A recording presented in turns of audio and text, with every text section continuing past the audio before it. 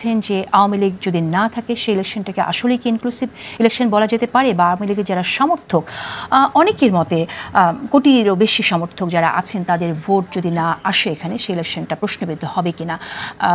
যে আওয়ামী লীগ নানা রকম ষড়যন্ত্রের মধ্যে আছে, যে পতিত শক্তি গণতন্ত্রে উত্তরণের পথে বাধা সৃষ্টি করছে, সেই আওয়ামী লীগকে আবার নির্বাচনে আনার ব্যাপারেও কেউ কেউ কেন বলছেন বোঝার চেষ্টা করবো আজকের আলোচনায়। আমাদের সাথে আজ উপস্থিত আছেন জবানের সম্পাদক এবং রাজনৈতিক বিশ্লেষক গোলাম রেজাউল করিম রনি, এবং আরও আছেন ফ্রিল্যান্স জার্নালিস্ট ও মানবাধিকার কর্মী সাইয়েদ আবদুল্লাহ। সেটা নিয়ে কথা বলবো পরে, কিন্তু এই আলোচনাটা এক সময় ছিল যে আওয়ামী লীগ কে আসলে নির্বাচন করতে দেওয়া উচিত কি না। আবারও আমরা এরকম একটা আলোচনা শুনছি যেখানে আসলে আওয়ামী লীগের যে অপরাধ, গণহত্যার যে অভিযোগ আওয়ামী লীগের বিরুদ্ধে এসছে সেটা বিচারাধীন। আপনি কিভাবে দেখছেন আসলে? জি ধন্যবাদ। যে যেখান থেকে আমাদের শুনছেন দেখছেন সবাইকে আমার সালাম, কৃতজ্ঞতা। দেখেন, এটা একটা খুব পুরানো আলোচনা, কিন্তু আমরা প্রথম দিন থেকে বলছি যে বাংলাদেশে আওয়ামী লীগ এবং রাজনীতি দুইটা একসাথে যায় না। এবং আমাদের রাজনৈতিক ব্যর্থতা কি, অনেকগুলো ব্যর্থতা আছে, এর মধ্যে একটা ব্যর্থতা কি, একটা ব্যর্থতা হঠানের 1 বছর পরে এসে একটা আলোচনা উঠতেছে যে ইলেকশনকে সামনে রেখে, বিশেষ করে যে এই ইলেকশনে, যে আপকামিং ইলেকশন যেটা ফেব্রুয়ারিতে হওয়ার কথা, সেই ইলেকশনে আওয়ামী লীগকে যদি আপনি অংশগ্রহণ করতে না দেন তাহলে তার যে কোটি কোটি সমর্থক রয়ে গেছে বা আছে, হ্যাঁ, তাদের কি হবে, তারা ভোট দিতে পারবে কিনা দেখেন। এবং এখানে আমি নাম ধরেই বলি, আমি দেখতেছিলাম যে একটা শোতে আমাদের বড় ভাই সাংবাদিক মাসুদ কামাল ভাই একটা সুন্দর যুক্তি দিয়েছেন। সেটা হলো, ধরেন আপনার পছন্দ গরুর মাংস, কিন্তু আপনি 5 পদের মাছ তার সামনে হাজির করলেন। তার মানে একটা লোক যিনি নৌকায় ভোট দেয়, সে যখন দেখবে ব্যালটে নৌকা নাই, তার মানে সে তো ভোট দিবে না। যুক্তি হিসাবে খুবই সুন্দর যুক্তি এটা, কিন্তু এই যুক্তিটা হলো সন্ত্রাসবাদী যুক্তি। ধরেন একটা লোক ময়লা খায় ছোটোবেলায়, বা ধরেন একটা আবর্জনা খায়, এবং সে মনে করে এটা হলো তার জন্য স্বাস্থ্যকর। এবং এখন কি আপনি তার এই ময়লা খাওয়াটা তার অধিকার হিসেবে মাইনা তার আজীবন ময়লা খাইতে দিবেন, নাকি তাকে আপনি বিরত করবেন যে না বাবা, অনেক খাইছো, স্বাস্থ্যের অনেক ক্ষতি আছে, আর ময়লা খেও না, স্বাস্থ্যকর জীবনে ফিরো। ফলে যে গরুর মাংস পছন্দ করে, মানে নৌকা পছন্দ করে মাসুদ কামাল যুক্তি অনুযায়ী, এখন তাকে আপনার গরুর মাংসই খাওয়াইতে হবে, মাছ খাওয়ানো যাবে না, খাইলে তার অধিকার হরণ হবে। এটা সন্ত্রাসবাদী যুক্তি। কেন? আপনার পৃথিবীর কোনো দেশে অভ্যুত্থানের পরে গণতান্ত্রিক পুনর্গঠনে, উত্তরণে ফ্যাসিবাদী শক্তিকে এক্সেপশন বা অ্যাকসেপ্টেড গ্রহণযোগ্য শক্তি হিসেবে বিবেচনা করা হয় না। সেক্ষেত্রে গণতান্ত্রিক উত্তরণ ব্যাপারটা মিনিংফুল হয় যখন আপনি এই ফ্যাসিস্ট শক্তিকে ওভারকাম করে বাইরে রেখে গণতান্ত্রিক প্রক্রিয়ায় দেশকে নিয়ে যাবেন। এখন কথা হলো, আপনি নিয়ে গেলেন, তাদের জন্য যে মাংস খাওয়া খারাপ, ময়লা খাওয়া খারাপ, সেটা কিভাবে বোঝাবেন? আওয়ামী লীগ করা যাদের অভ্যাস, ধরে ও কিছুই বুঝে না, তা ফ্যাসিবাদ এগুলো কোনো কিছু নেই, অভ্যাসে আওয়ামী লীগ করে, ওরে আপনি কি করবেন? সেই জন্যই তো আমরা বলছিলাম, আওয়ামী লীগ ক্ষমতা থাকার সময় থেকে আমরা বলছিলাম, দেখেন যেহেতু বাংলাদেশে একটা পলিটিক্যাল কালচারটা নষ্ট হয়ে গেছে, মোরাল ফ্যাব্রিক আওয়ামী লীগ ভেঙে দিয়ে গেছে, ফলে আপনি ট্রুথ অ্যান্ড রিকনসিলিয়েশন করেন। এটা হলো যেটাকে বলে আপনার ন্যায় বিচার নিশ্চিত করার স্বার্থে অপরাধীরা অপরাধ স্বীকার করবে, এবং যারা সমর্থক তারাও বলবে যে আমরা একটা ভুল জিনিস বিশ্বাস করতাম। অপরাধ স্বীকার করার আগে অপরাধ বোধটা তো জরুরি, তার মধ্যে যদি বোধটা না আসে তাহলে স্বীকারের জন্য আপনি প্ল্যাটফর্ম রেডি করতে রাখবেন না। অপরাধীর অপরাধ বোধ তৈরি হয় না, কারণ সে তো মনে করতে না সে অপরাধ করে। তাহলে কি আপনি জোর করে বলবেন তুমি সরি বলো? জোর করে না, আপনি রাজসাক্ষী পাইলেন না, আপনি একজনকে রাজসাক্ষী কিভাবে পাইলেন? বলে আপনি তো ইনকোয়ারি করেন নাই। আপনি এটা এখানে সরকারের দুর্বলতা, এটা বলতে হবে। দেখেন, সরকার যদি শুরুর থেকে উদ্যোগ নিত, গ্রামে গঞ্জে মাঠে ময়দানে গিয়ে যে আওয়ামী লীগের যারা পোস্টেড নেতা কর্মী তাদেরকে, এবং যারা গণহত্যায় অংশগ্রহণ করছে শুধু এই জুলাই অভ্যুত্থানে না, আপনার এর আগে পর্যন্ত যারা অপরাধী তাদেরকে একদিকে করা, আর যারা আওয়ামী লীগের সমর্থক তাদেরকে বলতে হ্যাঁ তোমরা সমর্থন করে কোনো অন্যায় করো নাই, ভুল করছো, ফলে তোমাদের চিহ্নিত অপরাধীদেরকে ধরতে বা চিহ্নিত করতে তোমরা সহযোগিতা করো। এটা একটু ভেগ হয়ে গেল কথাটা, কারণ সমর্থক কারা সেটা সরকার জানবে কি করে? না আমি বলতেছি, আপনারা যখন কমিশন করবেন, যখন আপনি উদ্যোগ নেবেন, এটা যাতে, এটা সাউথ আফ্রিকাতে হয়েছে, রোয়ান্ডাতে হয়েছে, পৃথিবীর বহু দেশে হয়েছে। আমরা কোনো রকেট সায়েন্সের কথা বলছি না, নতুন কোনো কথা বলছি না, এটা পৃথিবীর বহু দেশে হয়েছে। এবং ডক্টর ইউনূসের মতো একজন আমাদের গ্লোবালি খ্যাতিমান ব্যক্তি, উনি যদি চাইতেন সারা পৃথিবীর এক্সপার্টিসরা সেটা সহযোগিতা করে জিনিসটা করতো। এটা করা গেল না। সরাসরি যারা সম্পৃক্ত তাদের ক্ষেত্রে এখন এখানে আলোচনাটা দুই দিক থেকে হচ্ছে, কিন্তু এখানে সমর্থকদের ব্যাপারটা যেটা, যারা ভোটার তাদের এখন দুই জায়গা মনোযোগ, সেটাকে আমরা কিভাবে করব? আপনি আওয়ামী লীগের বিচারটাও করলেন না। এখন একটা নামকাওয়াস্তে প্রতিবাদ এগুলোর কারণে আপনি বিচারিক কার্যক্রম, আওয়ামী লীগের কার্যক্রম স্থগিত করলেন একটা রায়ের মধ্য দিয়ে। তো বিচারিক কার্যক্রম স্থগিত করার কারণে সে হয়তো নির্বাচনে অংশগ্রহণ করতে পারে। ফলে এখন এই ধরনের কথা উঠছে, তাহলে ইনক্লুসিভ নির্বাচন কিভাবে হবে এই ভোটারদের ছাড়া? ফলে আমি মনে করি এখানে দুইটা জিনিস আছে। সংগঠন হিসেবে আওয়ামী লীগের বিচার করতে হবে, আমি বলছি শুধু ব্যক্তি না। কারণ ছাত্র এই 15 বছরের অন্যায় অত্যাচার যদি একপাশেও রাখি, আপনার শুধু মানে জুলাই আগস্টে ছাত্রদের দমন করার সিদ্ধান্তটা কি আওয়ামী লীগের ব্যক্তির সিদ্ধান্ত ছিল, মানে শেখ হাসিনার ব্যক্তির সিদ্ধান্ত ছিল, নাকি এটা সাংগঠনিক নির্দেশনা ছিল সমস্ত অঙ্গ সংগঠন সহ? অবশ্যই এটা সাংগঠনিক সিদ্ধান্ত ছিল। ফলে সংগঠনের বিচার করার বিধান পৃথিবীর বহু দেশে আছে।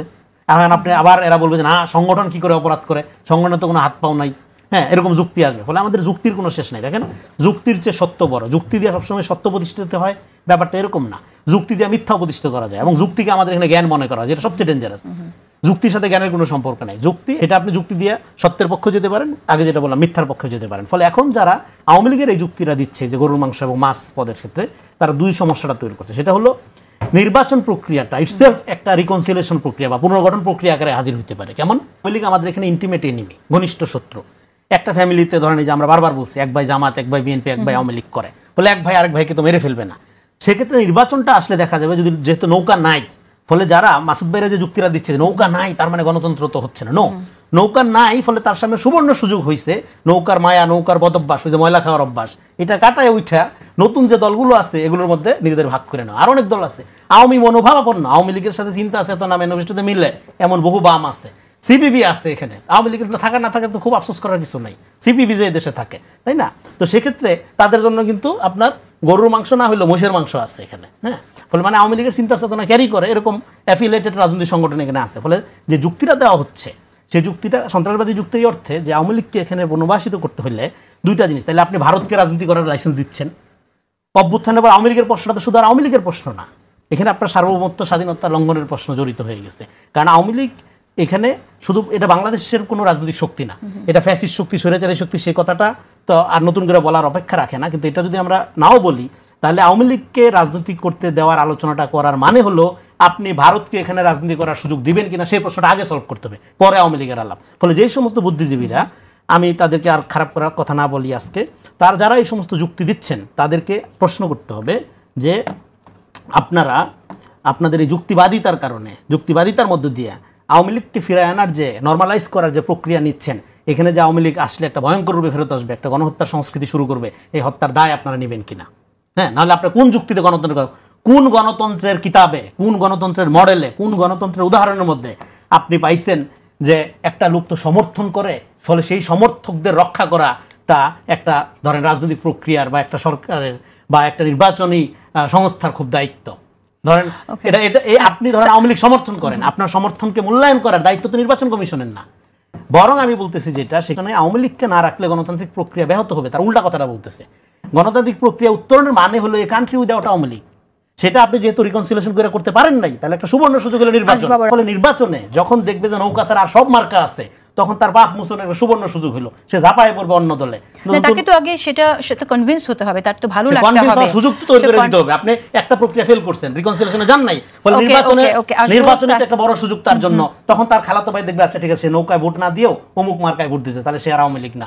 ফলে নির্বাচনের পরে আরেকটা পর্বান্তর বা ধরেন আরেক ধরনের উত্তরণের সুযোগ হবে। কিন্তু এখন এই সুযোগটা নষ্ট করার জন্য সেই সুযোগটা যারা আওয়ামী লীগ করেছে বা সমর্থক যারা, তারা এটা গ্রহণ করবে কি? গ্রহণ করবে, কেন করবে?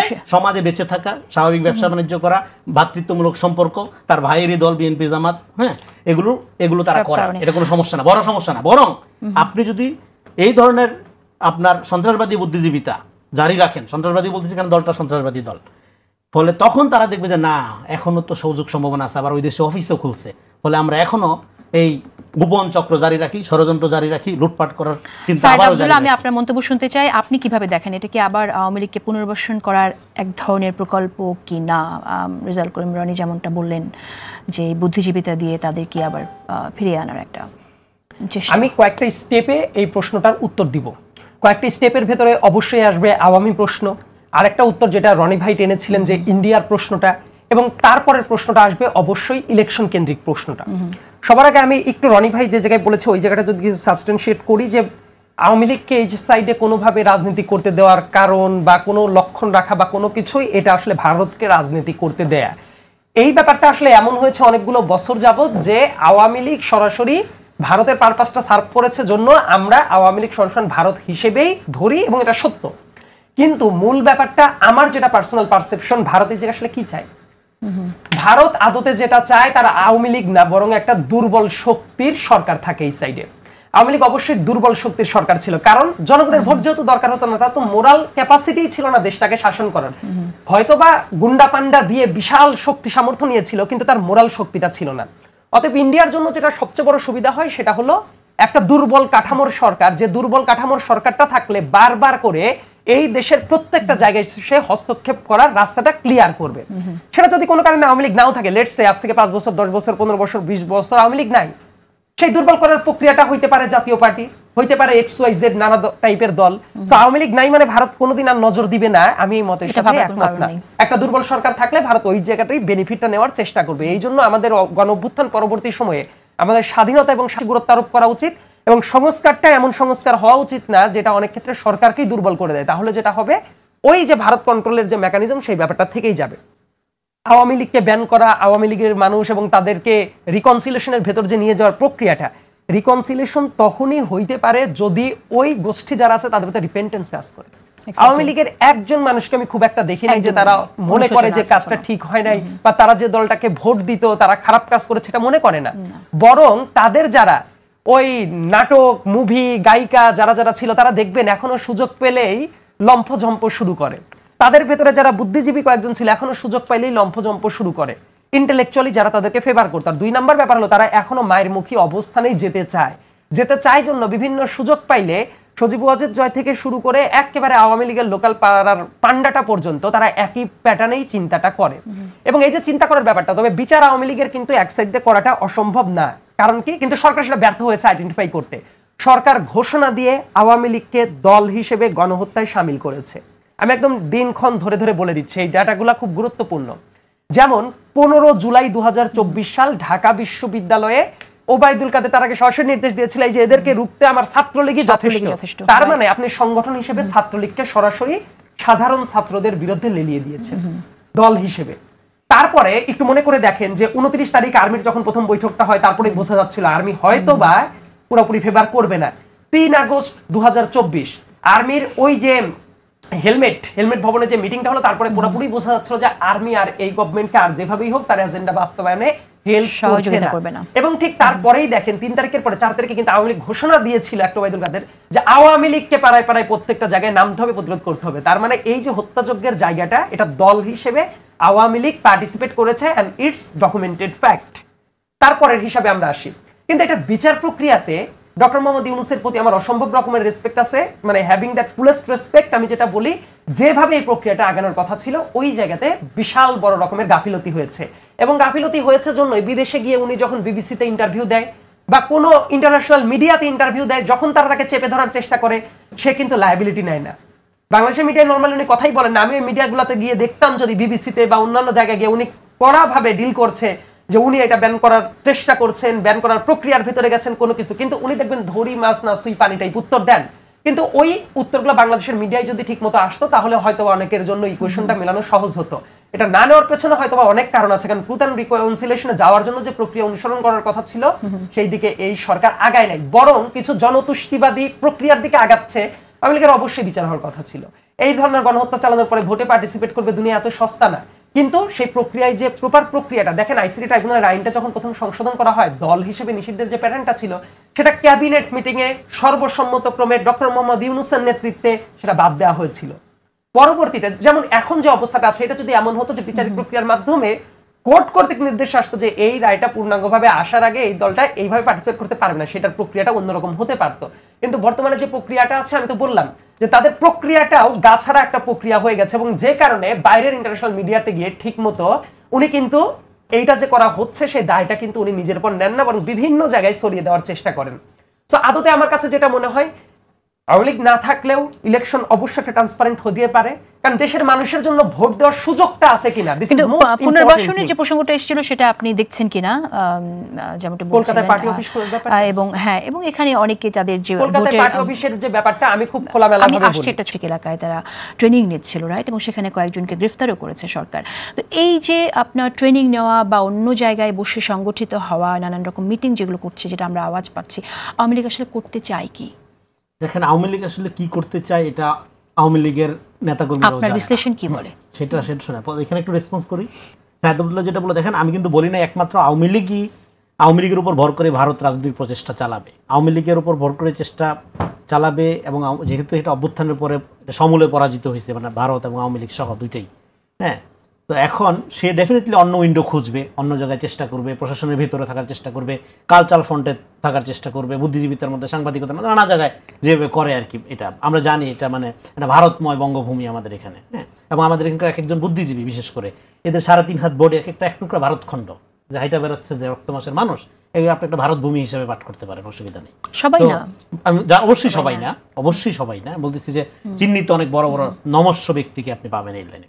তো যাই হোক, এখন যেটা আপনি যে প্রশ্নটা করলেন, দেখেন আওয়ামী লীগের তো জঙ্গি ট্রেনিং এর দরকার নেই, এটা তো এমনি একটা জঙ্গি সংগঠন। ও যে মানে অভ্যুত্থানের পরে কি বলছিল, ফেরত আসবো ভয়ঙ্কর রূপে, একবার তো বলে নাই ভুল হয়েছে, অপরাধ করছি, হ্যাঁ, নতুন করে জনগণকে সাথে নিয়ে রাজনীতি করবো, এইসব তো কোনো কথা নাই, ফেরত আসবো ভয়ঙ্কর রূপে। তার মানে আওয়ামী লীগ আসা মানে হলো এখানে একটা রক্তপাতের ক্ষেত্র তৈরি করা। এই জন্যই আমি বলতেছিলাম যে পলিটিক্সের কারণে 5 তারিখের পরে দেখেন আমরা এমন একটা রাজনৈতিক বন্দোবস্তের মধ্যে ছিলাম 54 বছরে, যেখানে বাচ্চা ছেলেদের আমাদের হারাইতে হয়েছে, বাচ্চা ছেলেদের জীবন দিতে হয়েছে। ফলে আমরা এমন একটা মানে এমন কোনো রাজনীতি দেখতে চাই না যে রাজনীতি মানুষের গায়ে হাত তোলে। আপনার সাথে আমার মতের পার্থক্যের কারণে আপনি মনে করবেন আমাকে মারা ঠিক আছে, জায়েজ, মারা তো দূরের কথা, ফুলের টোকাও দিবেন, আমি আমার মত নিয়ে থাকবো, আপনি আপনার মত নিয়ে থাকবেন। কিন্তু আওয়ামী লীগ থাকলে এই জিনিস হবে না, কারণ তার যে